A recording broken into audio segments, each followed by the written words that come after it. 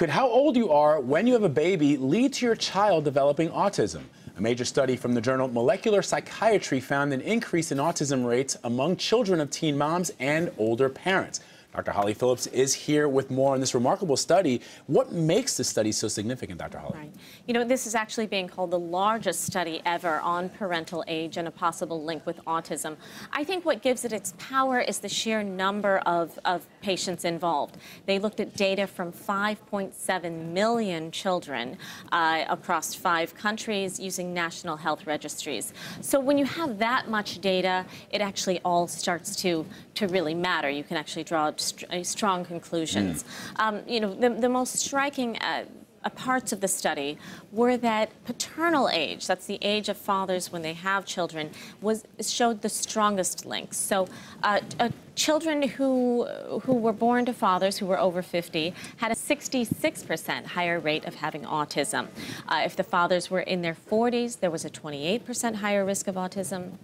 And also for mothers who were in their 40s, there was a 15% higher risk of autism. That's going to kill my mother. My mother has been, you know, she talks to me every day, it feels like, about the fact that I'm getting up in age and that this is a significant risk. But I also think that it's interesting that teens are also now at risk. Right. Those are some that's probably one of the more shocking aspects of the study, is that we're seeing these links on both sides of the spectrum. Now, again, this is not a cause and effect. We can't say if you are this age, then it is a clear cause and effect. Hear that, Mom? But rather, we really are just seeing a link. And teen mothers actually did have a much higher chance of having a child with autism.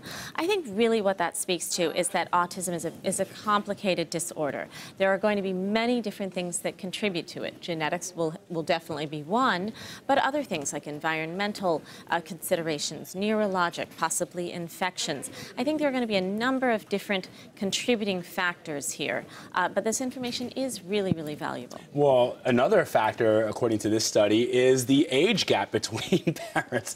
Oh, Mom. Sure. I wonder if my mother commissioned this study. I wonder if my mom is behind it. So there's an age gap between parents that can also contribute to a significant increase in autism, right? Right. The researchers actually discovered a link between, you know, if the mother and father are separated by 10 years or more, right.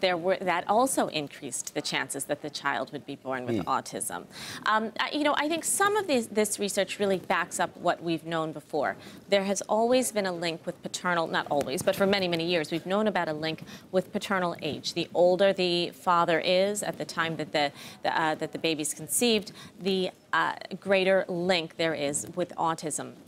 That may have to do with just aging sperm. And similar to the idea of with Down syndrome, it has to do with the age of the mother and eggs. So we're seeing things that aren't entirely surprising here. But definitely the teen link was surprising. The degree to which maternal age and age disparity within parents was also linked with autism was really you know, powerful here. But this was, again, a study more about what rather than why. The study cannot tell us why these links are here, but rather just can say these are really important links and this can help direct our research. And quickly, Dr. Holly, the other thing I think that is remarkable is that parents and couples are waiting longer in life to have children. It's not like it was maybe 20 or 30 years ago when people had children in their early 20s. People want to have careers, they want to travel, they want to do a whole bunch of things. How does this study affect them? You know, I think the study is really, I think, important in that it will help to ideally identify risk factors, which can possibly lead to earlier diagnosis or prevention or treatment in some way. But I don't think studies like this really need to make us change our daily behavior. The bottom line is most people, regardless of what age you have children, most children are not born with autism, right? So to some degree, we have to just go about our lives and hope for the best, but appreciate the research as it evolves. You know, it's not saying run out at this exact age and this is the lowest risk of autism. All right, Dr. Holly Phillips, thank you very much, Dr. Holly. Appreciate it.